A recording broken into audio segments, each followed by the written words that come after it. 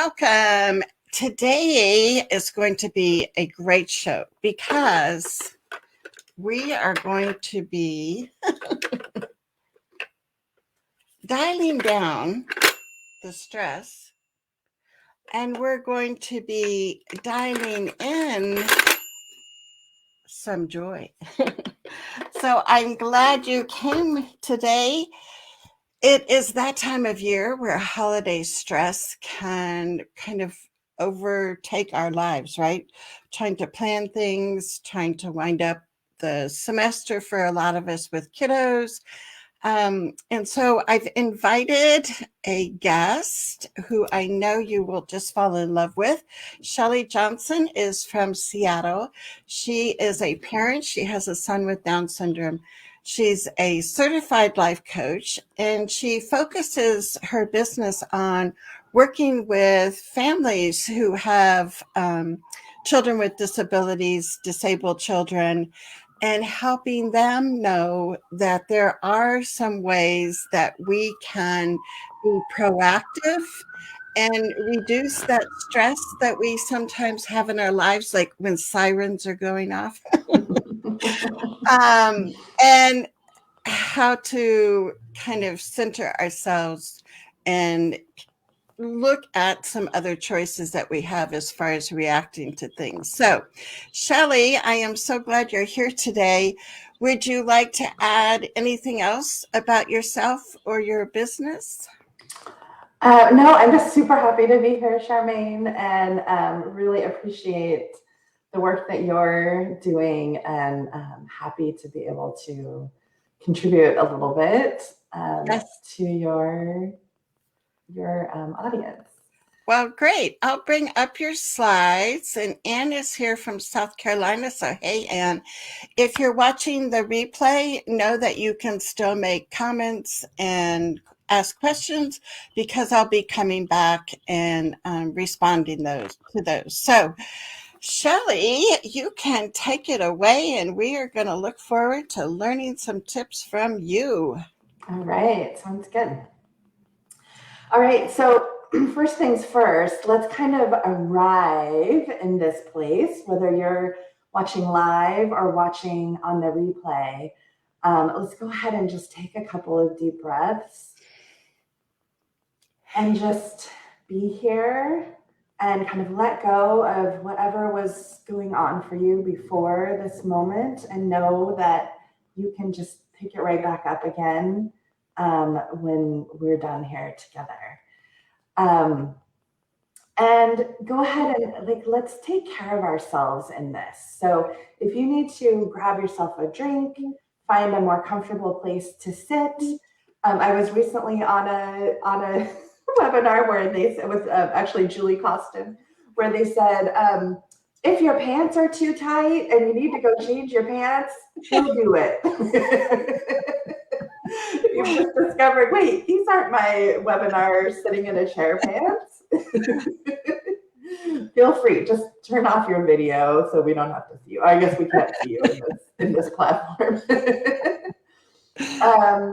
Yeah, so please take care of yourself. I'm going to ask you some questions and really have you start thinking about what experience you want to create for yourself this holiday season. So you probably want to have a pencil and paper handy so that you can make some notes for yourselves and get some good information. So, all right, let's proceed. My slide is not changing for some reason. There we go. All right, so this is my family. These are my kiddos and my husband, and our family photo is like 3 years old now, I think. Was a pre-pandemic photo, and we haven't had pictures taken since the pandemic started. But those are my two boys. They're 10 and 8, almost 8. Sebastian will be 8 this weekend.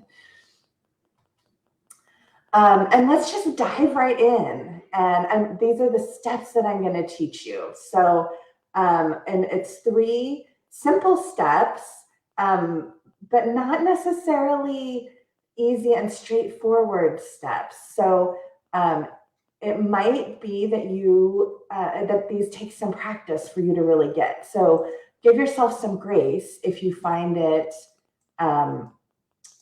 if you find this a little bit challenging the first time and don't do it perfectly, right?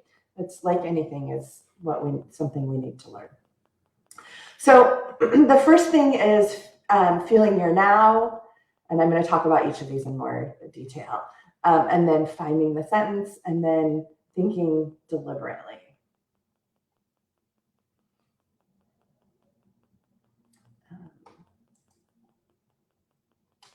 There we go. So first step, feel your now. So in terms of holidays, why don't you think about some upcoming holiday event or activity, right? So it could be some, dinner that you're attending or dinner that you're hosting, or, some holiday show that you're going to see or whatever. Think about some upcoming holiday event or activity right now. And when you think about that activity, how do you feel?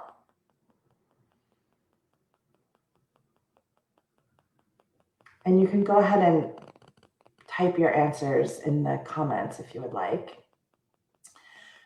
You can note this stuff down for yourself on your paper that I encouraged you to have. And what we want to know about feelings is that the feeling is one word, right? So a feeling is a sensation in your body, right? Like somebody said, hopeful. Other responses I've heard from other people, from my clients lately, are overwhelm, stress, pressure, kind of almost a hopeless feeling, like I'm not going to be able to get it all done, right? And so we want to identify the feeling, not the sentence, not the thing outside of us that's causing the problem. Like there's just too much going on. That's not a feeling. That's a sentence, right? And even if you put the word I'm feeling in front of it, like we so often do, like we so often say, like, I'm feeling like he should stop doing that. That's not a feeling. That's a thought. The feeling behind that is probably frustration or annoyance or anger or something like that, right? So identify that feeling. And then what you want to do is move into your body and notice how it feels in your body, right? So if your emotion is hopeful, move into your body and notice how hopeful feels to you.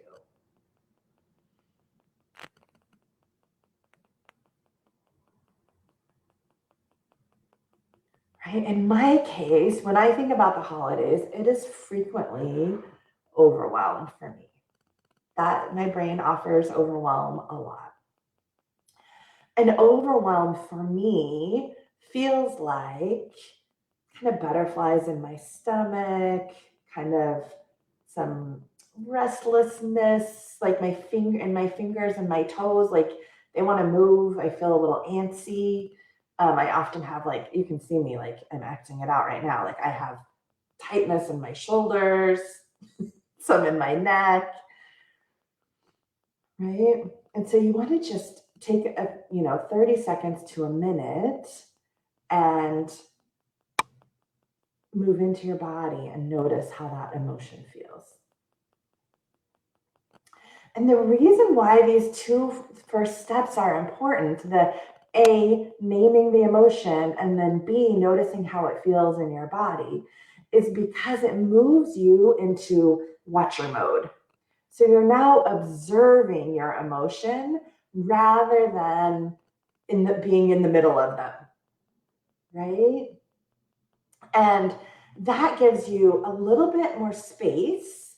It usually relieves the emotion, especially if it's an uncomfortable emotion. It'll relieve your emotion a little bit.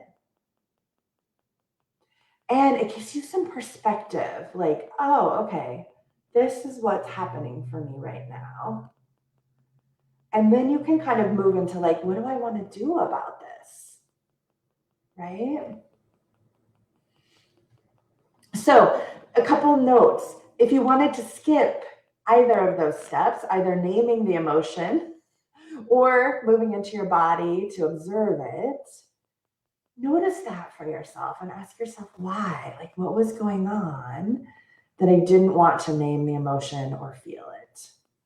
Right? And for many of us, we're in the habit of trying to avoid and ignore and kind of push down, shove away our emotions because they're uncomfortable. And so, of course, we don't want to feel them.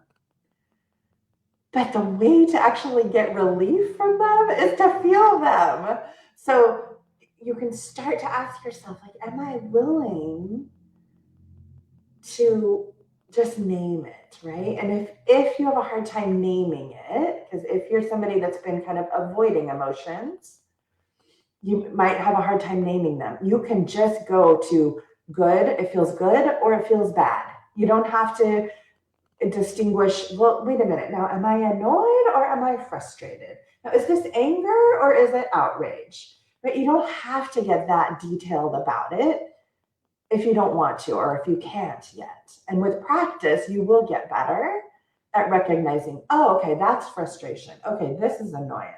Oh, that's outrage. Oh, this is whatever, right? You get better and better and at distinguishing the uncomfortable emotions and also the comfortable ones, like understanding when it's love versus when it's care versus concern, right? Like those all actually feel a little bit different in our bodies.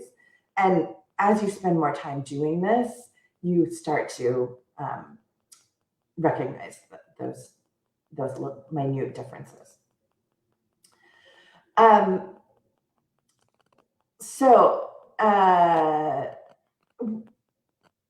Another thing that we're doing in this naming is that we are moving into allowing our emotions. So the full range of human emotions from anger and fear all the way to love, we were designed, our bodies, our brains were designed to be able to process those, right? And so by moving into this space of acknowledging the emotion, naming the emotion, noticing the emotion, we start to, rather than avoiding and dismissing and ignoring the emotion, we start to open ourselves up to allowing them. And the better we get at allowing all of the full range of emotions, the more control we have in our lives, the more control we have over what we do and don't do. We end up choosing what we do and don't do from a much more empowered place than from trying to avoid or chase after an emotion. And if this is hard for you, you can just set a timer for yourself and say, like, I'm going to step in and feel this emotion for 30 seconds or a minute or 2 minutes, right? It doesn't have to be that you sit and experience that emotion in detail for an hour, right? You can just start with 30 minutes. 30 minutes, 30 seconds, please.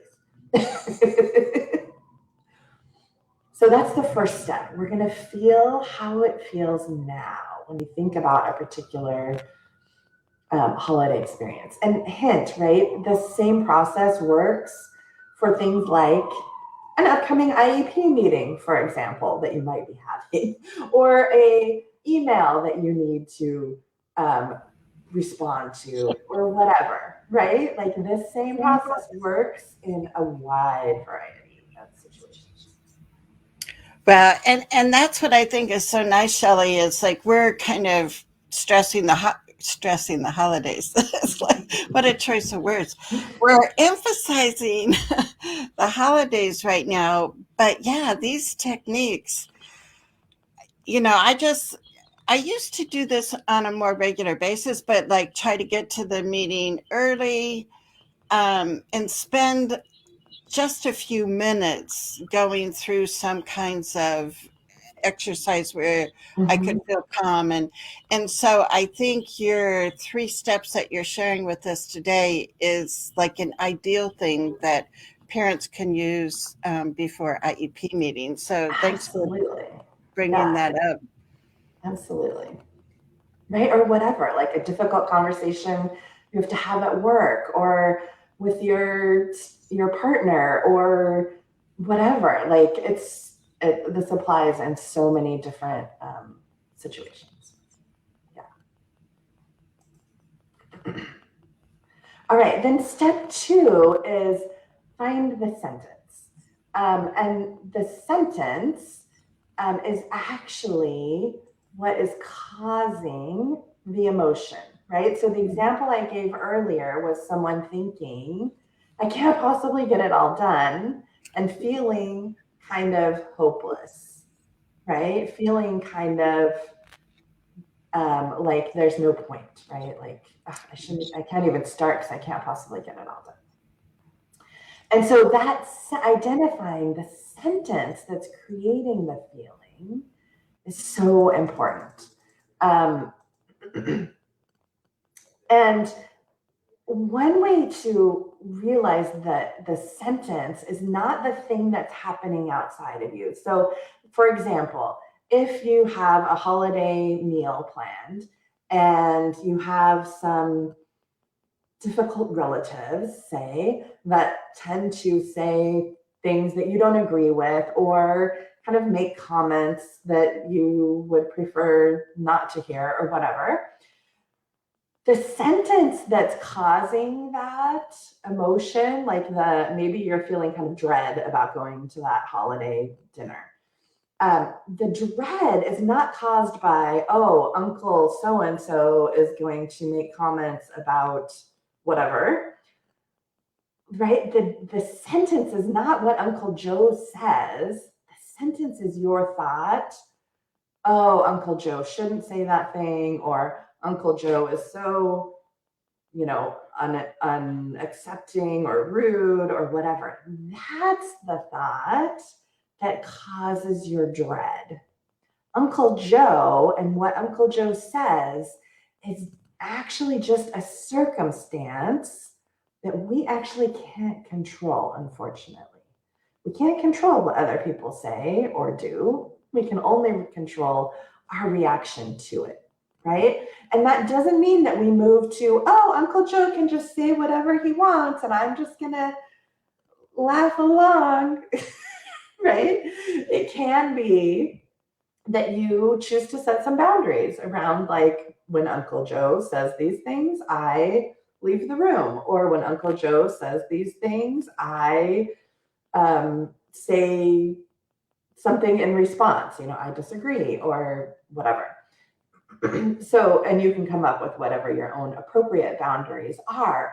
But the place to take back our power is by recognizing that neutral circumstance of the person doing the thing or the number of holiday events on our calendar or the amount of money that someone else spends on a gift for us that makes us feel like we need to spend the same amount on a gift for them, right? That those circumstances are not what's causing our emotion. So the way to recognize this is that same circumstance could happen to multiple people and we would all have different thoughts about it, right? So great way I like to illustrate this is you're out for a walk and there's a dog, say, on the sidewalk with their owner or whatever. You're walking down the sidewalk. One person can see that dog and have the thought, oh my gosh, I love dogs. I wonder what that dog's name is. I want to go see it and talk to it. It looks so soft, right? They're having all these thoughts that create for them a feeling of care, a feeling of curiosity about the dog, right? And as a result, they're going to walk over, maybe talk to the owner, ask about touching the dog, whatever. Some other person can see that same dog and have the thought, oh, dogs are unpredictable. I'm not sure what that dog might do, right? And their reaction, that thinking is going to cause them to feel fear or anxiety or something like that. And they'll probably like cross the street and try not to walk by the dog, or they might turn around and head the other direction, right? So that's how we know, same circumstance, same dog being walked by its owner, right? That's a circumstance, but our various thoughts about it have us experiencing different emotions. And the same thing is true of all the other circumstances in our lives, like what other people say and do, events that are happening in the news, politics, the weather, the economy, what our boss says or does or doesn't say or doesn't do, right? All of those things are just circumstances in our lives, and what we think about them creates us feeling overwhelmed or angry or upset or happy or joy or love or peace or all of our emotions.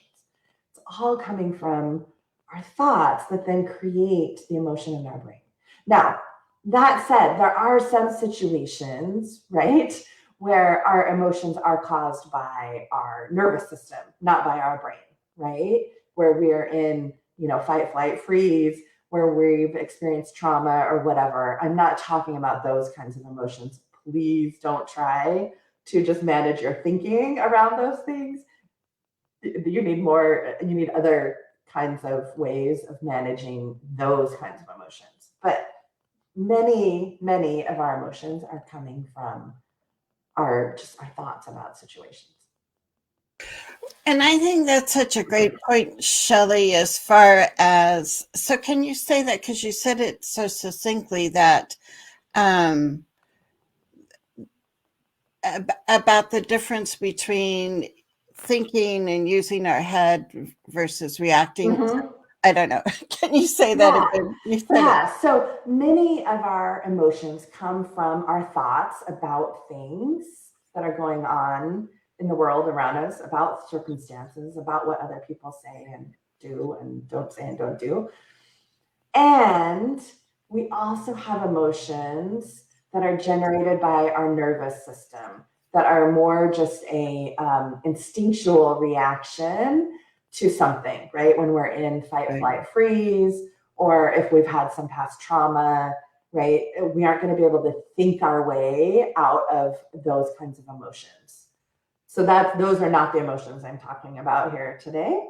Right. But the emotions I am talking about here today are like, your annoyance about the people that you're going to have your holiday meal with, right? Or the overwhelm you're feeling about the number of gifts that you need to buy, or the number of things that you need to do during this holiday season.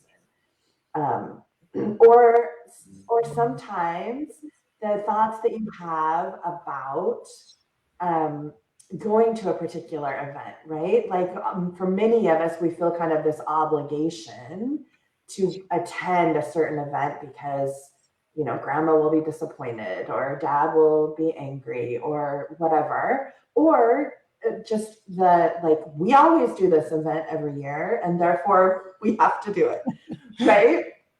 And so even that kind of thinking, we can start to question, like, why am I doing this event? Do I like my reasons for doing this event?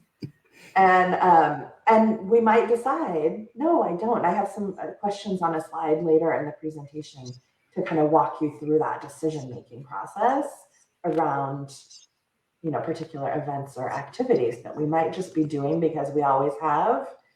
But if it's causing us all kinds of stress, and if our child, it's like I've cut out a number of events because my younger son has some sensory issues, and the noise and the activity makes it not enjoyable for him.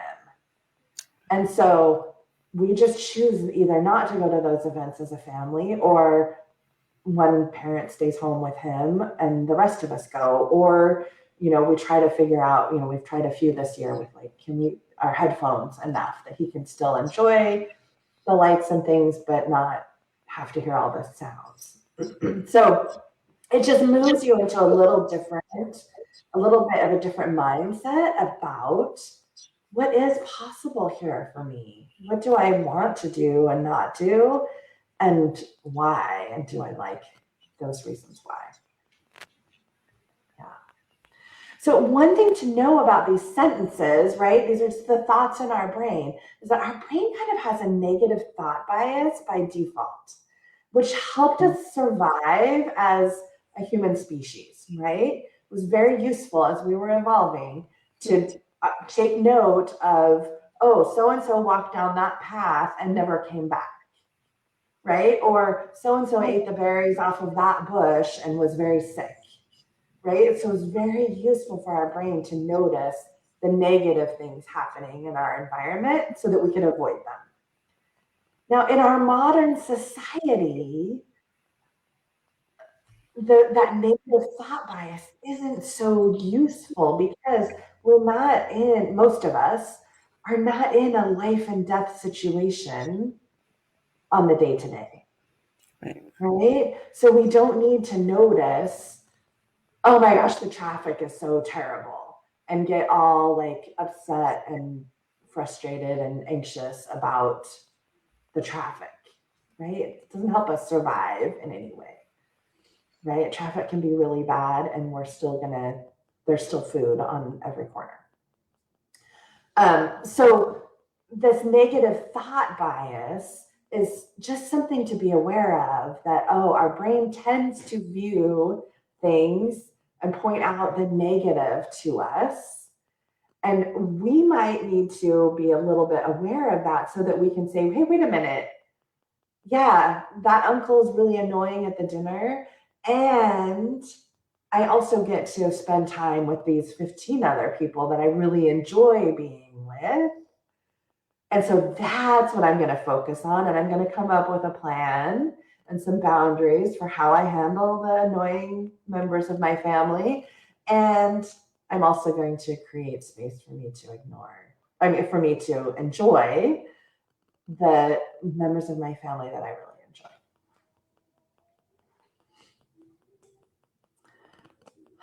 So we have about 70,000 thoughts a day. I have no idea how researchers researched that, but somehow they came up with this. We have 70,000 thoughts a day. And so starting to build some awareness of those thoughts can really help us to give ourselves some perspective on what we're feeling and what we want to do about those feelings. So when you think about this upcoming holiday event that you identified kind of in step 1, and the emotion that you're feeling about that event, see if you can identify what thought, what sentence is causing that emotion.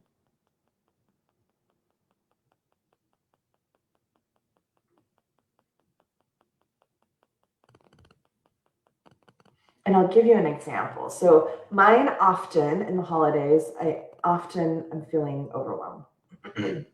And that overwhelm is usually coming from a sentence like, for me, it's coming from a sentence like, I have to do all of these things. It's almost a feeling of, it's almost a FOMO, right? Fear of missing out. It's almost like, oh wait, if we don't do this thing, then we won't get to experience it, right? My brain wants to do all the things. It wants to answer yes to every invitation.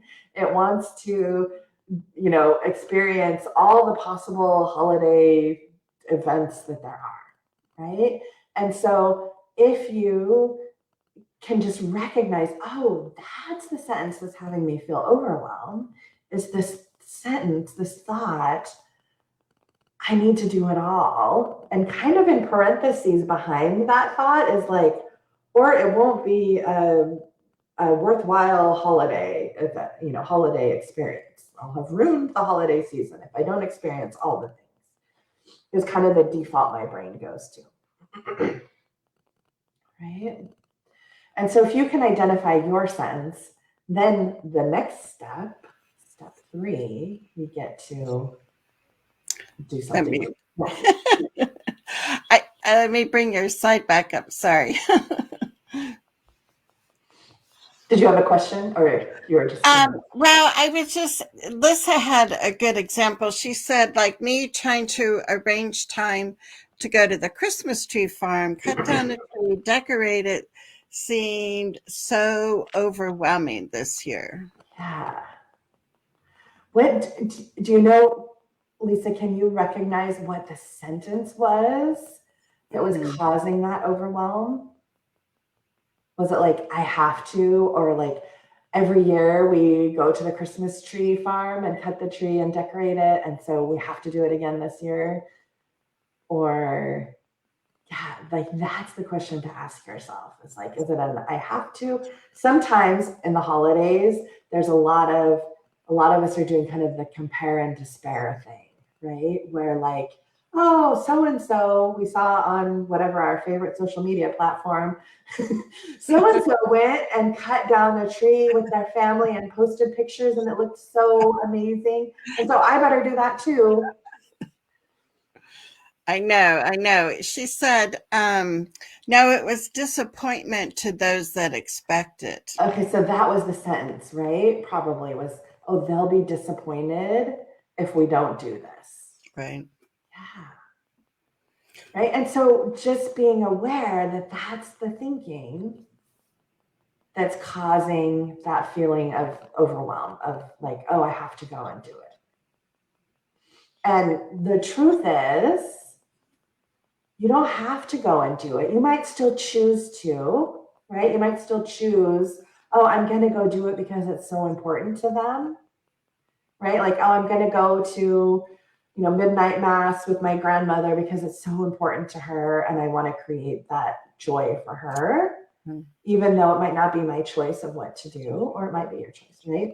But doing it from I'm choosing to do it gives you a whole other emotional experience than doing it because, well, I have to because they expect it and they'll be disappointed. That moves us into kind of martyr kind of like, and if that happens too much, yeah, so at least I'm hearing it like a broken record 30 times a day, right? So that then kind of moves us into this martyr kind of position, and often ends up having us actually really what's the word? I can't think of the word right now, but kind of move into blaming the other people. Like, I have to do it because of that. Right. And if resentment, that's the word, has us kind of move into resentment. Like, I have to. And so the next step, we'll move there now, because this is a good segue, is moving into thinking deliberately. And so I put this kind of cornucopia buffet of foods out there as a depiction that there's so many thoughts available to us. And we often get stuck, and there's actually a psychological evolutionary reason why we get stuck in the same thinking that we've always had, right? And so as soon as we recognize, in step 2, this is the thought that's creating my feeling, then in step 3 is, and how else could I think about it? How else might I want to think about it? Is there a thought out there that has me feeling a little bit better, right? Has me taking back my power, not in the kind of disempowered, I have to go and do this thing because people expect it, because people will be disappointed, but moving into, how else could I think about this? And I think So, sometimes, I'm sorry, no, go ahead.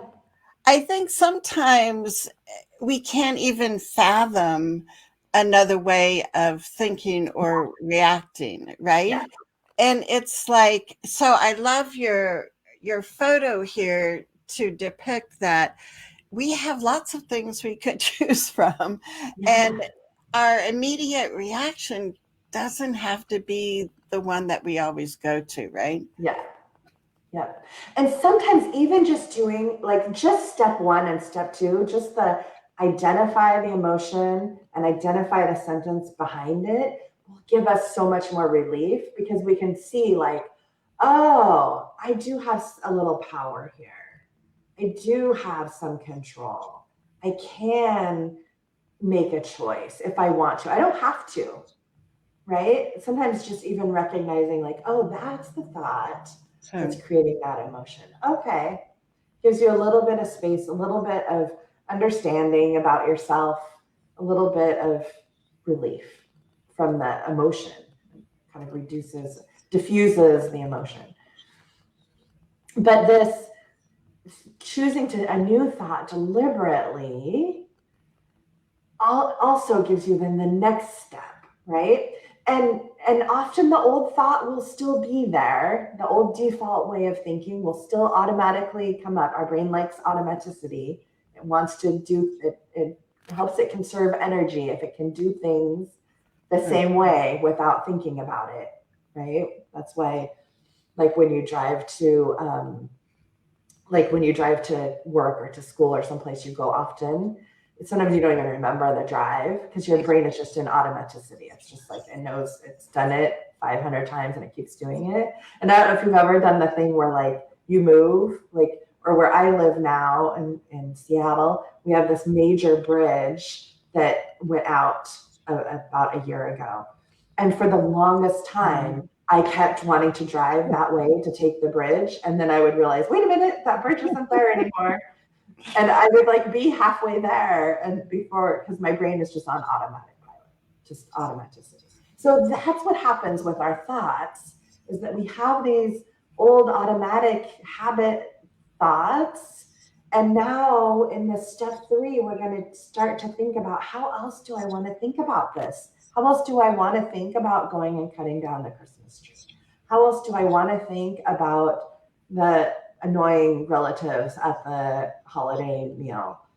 How else do I want to think about the neighbor that's bought me, a $50 gift, and my brain is like automatically thinking, I got to find a $50 gift in return, right? Yeah. So the idea behind this is not necessarily for the old thought to like go away and vanish forever, but just to give equal airtime to the new thought, right? And this is kind of going back. I love that you used your phone, like dialing up the peace and joy or whatever emotions you want to experience and dialing down the overwhelm and the stress. It's this equal airtime of like this, thought, oh, I have to go cut down the Christmas tree or they'll be disappointed. And then, oh, I'm choosing to go cut down the Christmas tree because they'll love it, because they'll enjoy it, because it's going to create some joy in our family, right?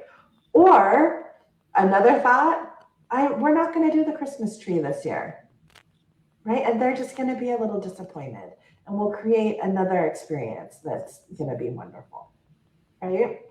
People get to also be disappointed. That's also a valid human emotion and also useful emotion for our kids, for us to teach our kids to experience, right? If we set up their world so that they never experience disappointment or unhappiness or anger or whatever, then they end up at some point they're going to get disappointed, right? By somebody.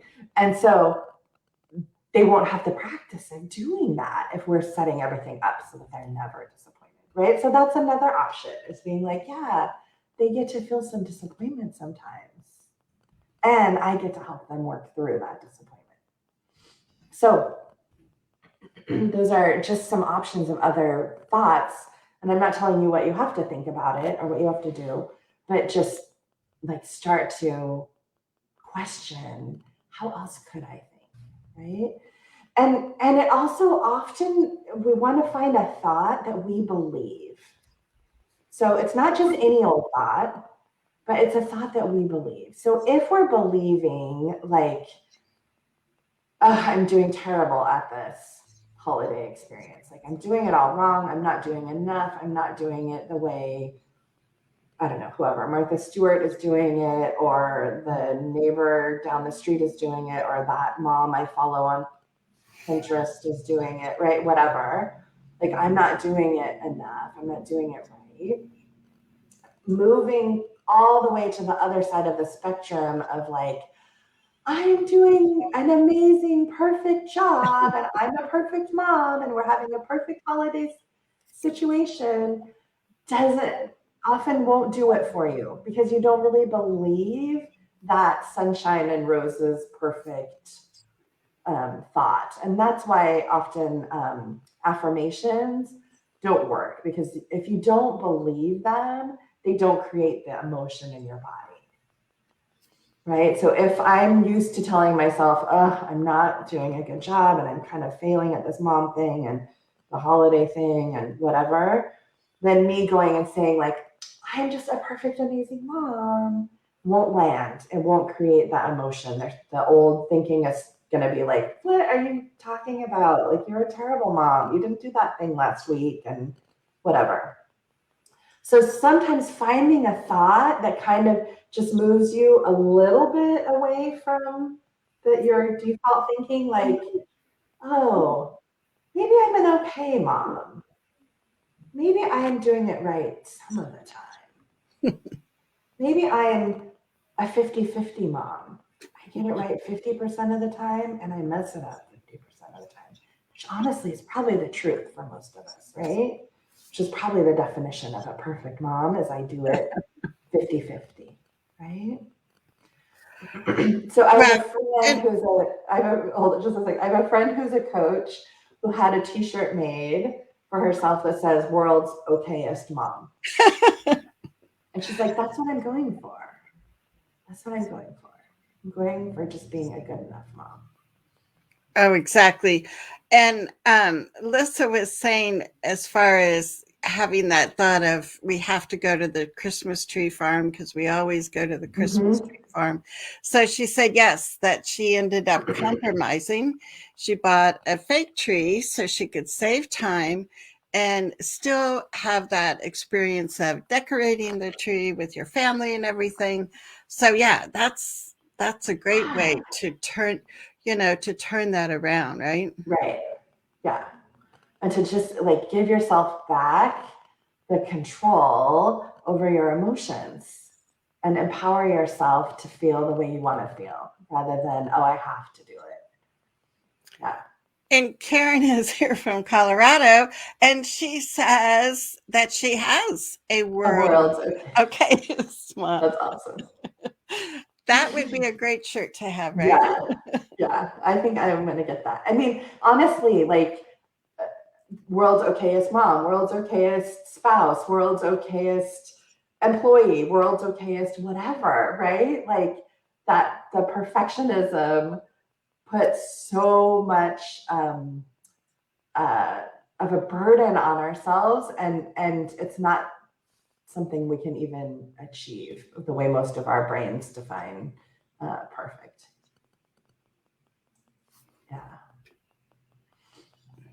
Yeah, so the way to know if you've found a new thought that works for you is to just try it on, right? So to practice thinking that thought and check in and notice what emotion, what feeling it's creating in your body, right? And if it's creating a little bit better feeling, like you've maybe moved from frustrated to, a little like less frustrated, or maybe even a little like positive about it, then you know that thought's working for you. And then the key is to start practicing that new thinking And the way that you can practice the new thinking, the way you can practice anything else that you're trying to learn, right? Write it down on sticky notes and post them around your house, put them on your laptop, put them in your car, whatever, where you think you want to use them, right? Like if you're looking at your thinking about your IEP team or about your IEP meeting or about the IEP document itself or whatever, right? Write down those new thoughts that you want to have and put them in your IEP folder so you see it before the meeting, right? I actually have sticky notes around my computer that are, I actually don't have them now because I had my IEP a couple of weeks ago, but we're still doing virtual IEP meetings. And I had some sticky notes to remind myself about how I wanted to show up in the IEP meeting and how I wanted to advocate for my kid. Shoot, I just went off.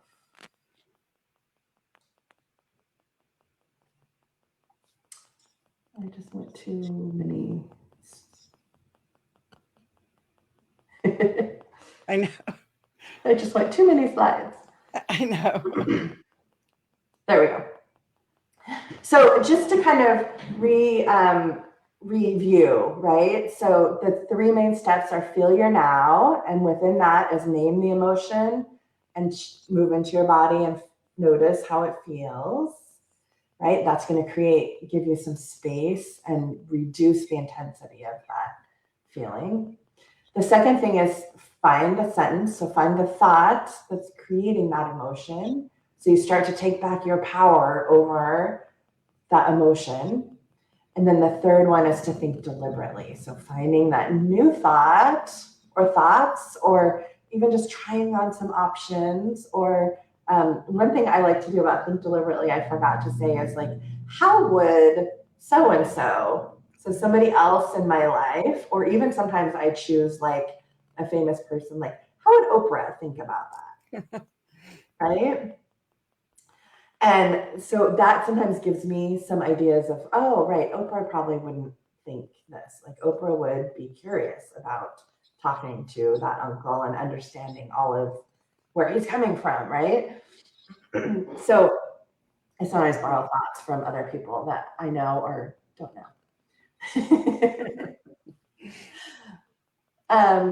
So those are the three steps. And then I wanted to give you also some holiday questions. So these first 5 questions kind of mirror the 3 steps. So just reminding yourself, how to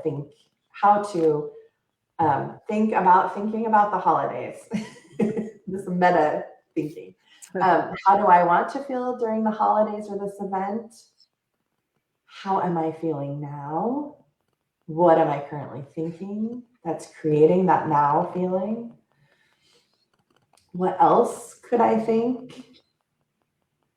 And then how can I practice that new thinking, right? So we actually have the ability to decide ahead of time how we want to feel in a situation, right? So like if I'm feeling dread about this holiday meal, and I would rather like to be feeling excited or connected or love or right, some other emotion during that holiday meal, right? Then I can ask myself, okay, what thoughts create that connected feeling?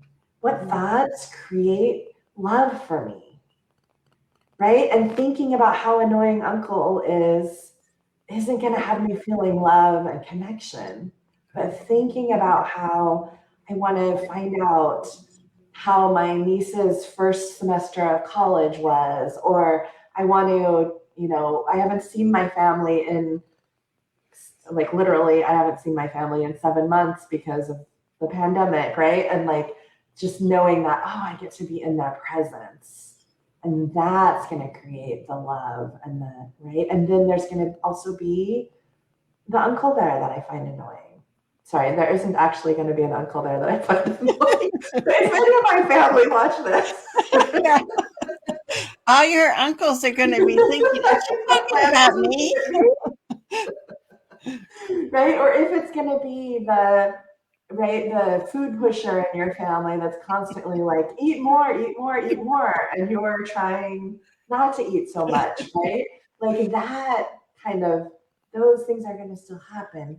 And I can also give my brain direction about, I want to spend more of my time thinking about the positive things than thinking about the negative.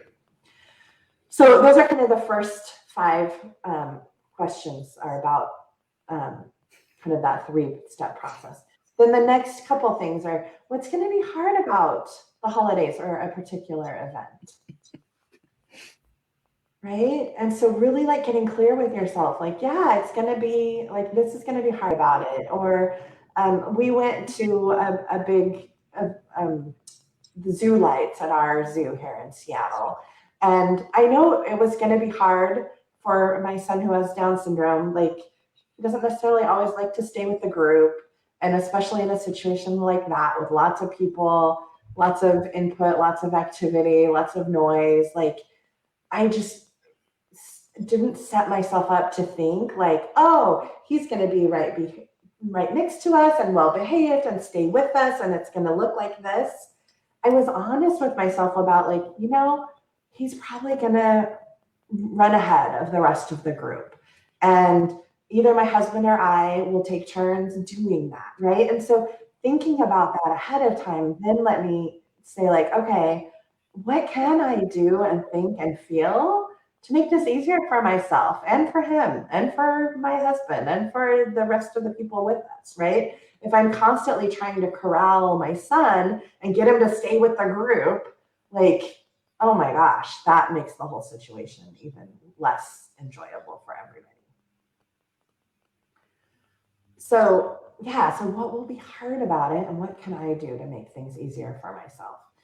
And then this last set of questions are around decision making. So I alluded to this a little bit earlier, but why am I doing this event or activity, right?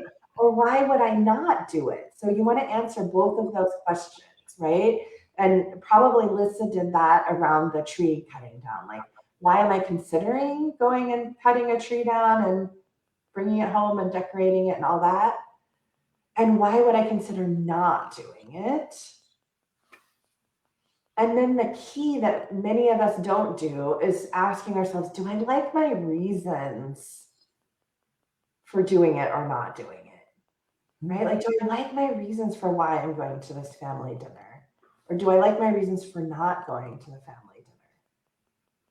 Right? It's not that there's a right or wrong way, but it's just what makes sense for you. And then the final little step in decision making is then having your own back on that decision. So once you decide, oh, we're not going to go to the tree farm and cut down the tree and bring it home and decorate it and do all that. We're going to buy the fake tree and decorate it.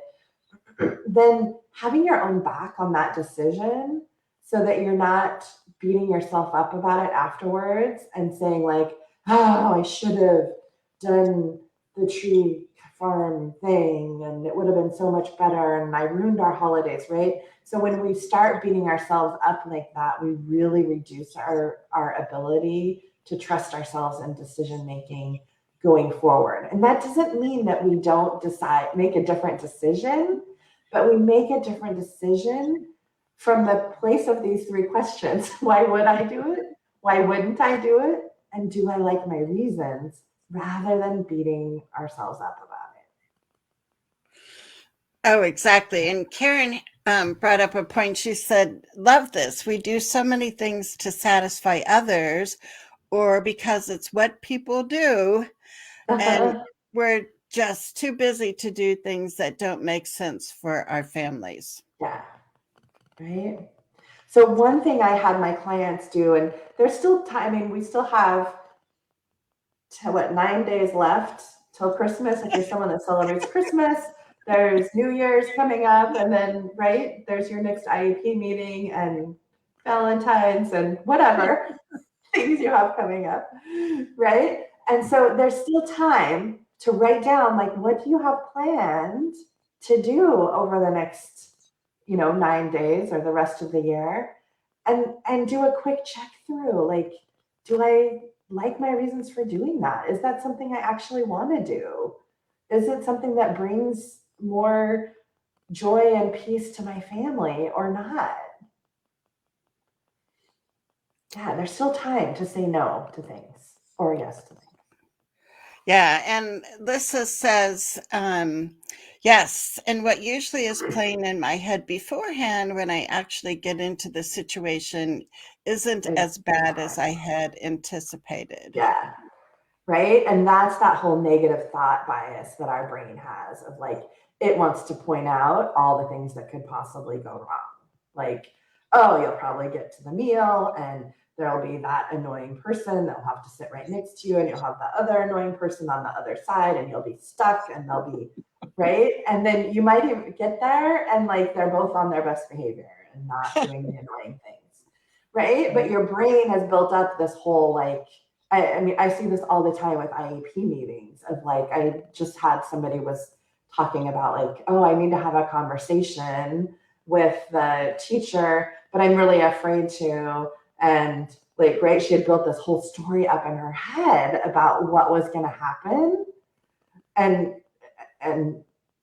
right, which wasn't helping her be able to think about, okay, what is it that I actually want to say to this person? And what am I trying to, what's the purpose of this conversation, right? She was just so stuck in kind of the worry about what could happen that she wasn't even able to prepare for it until she noticed that. So.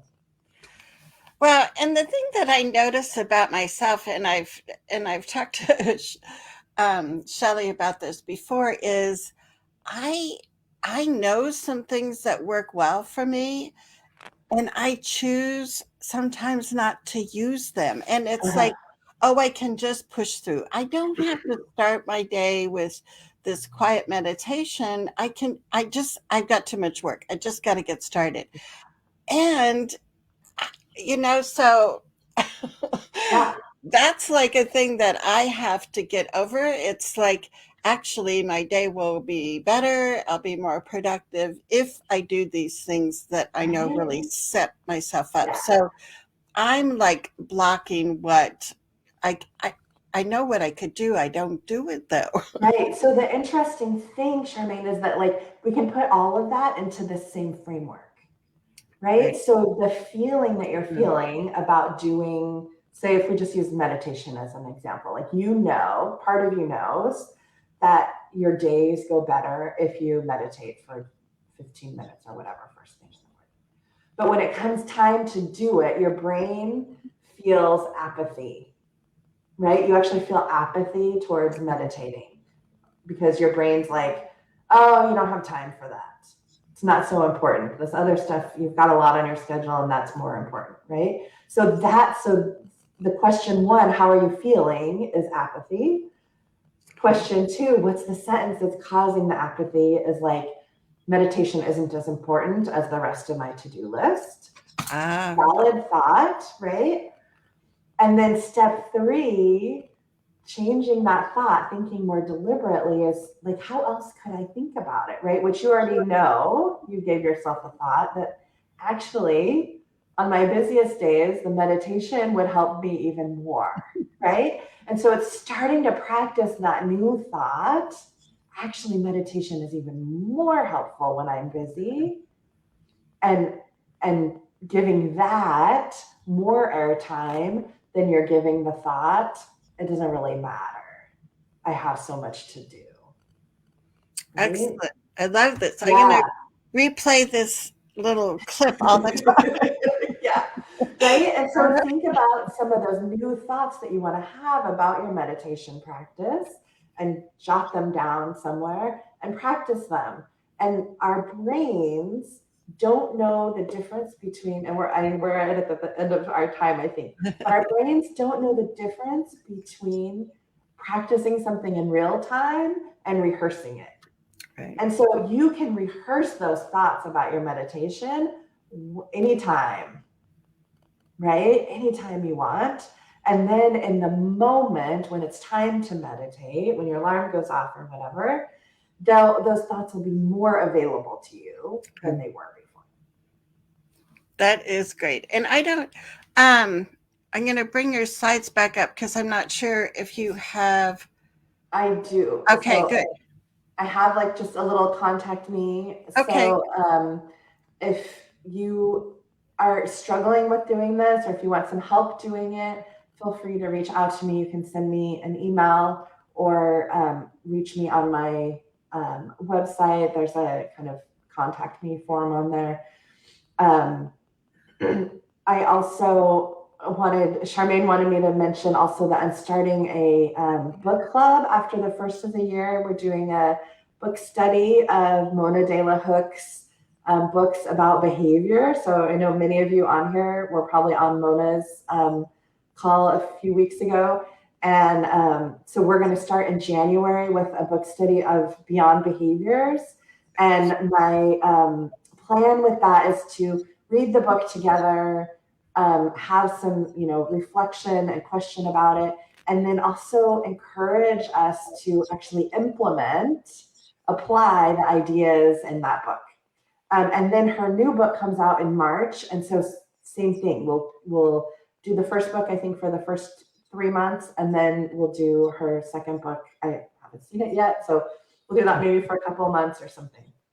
So if that you're would be interested great. in that, either email me and let me know, or you can go to my Facebook page and I have a little post there and you can just add your name onto that post and I'll gather all those up and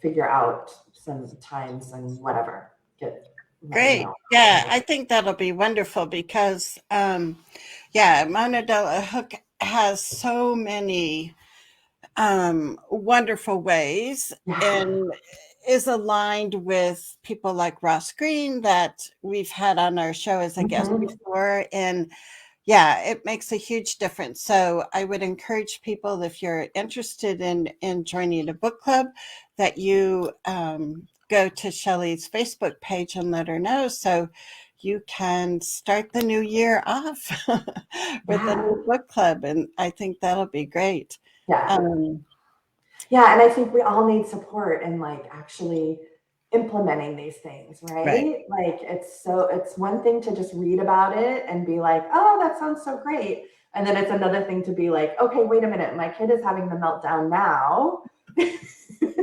How do I start actually applying the things that she's talking about?" Yeah. Yes, yes. Well, thank you so much, Shelley. This has Thank you for been having me. wonderful. And um, if you're watching live today and you know that there's some friends of yours that could use this information, feel free to share this out. Also, let people know that the replay will be up on my Facebook page. So if you're like me and you like to hear things more than once, you can come back and rewatch it and maybe take some other notes. And like Shelley, one of her suggestions was, put up sticky notes on your bathroom mirror or your kitchen refrigerator or whatever. And sometimes just that little prompt can help us switch our thinking and therefore our emotions, right? So, Shelley, you are so wonderful. When we had talked about the show and, making it kind of specific to the holiday stress, but as we've said throughout today, these are strategies you can use in many circumstances. And you can think of how you can apply this when you go to IEP meetings, right? Or before you go to IEP Exactly. meetings. So thank you. I wanted to share one. For me, like deep breathing is like one of the easiest things I can do, right? Because it doesn't, I don't have to have, any special music on or anything. Mm-hmm. Um, and one of the things that I used to do when I was a teacher was I would help my kids and I would say, so pretend like you're smelling a flower. Mm-hmm. And then you're blowing out a candle.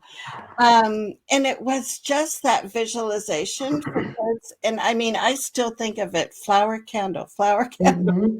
of taking that deep breath and then just exhaling that stress. And you can do that as you're walking down the hall to the IEP meeting or as you're clicking on Zoom for your virtual IEP meeting.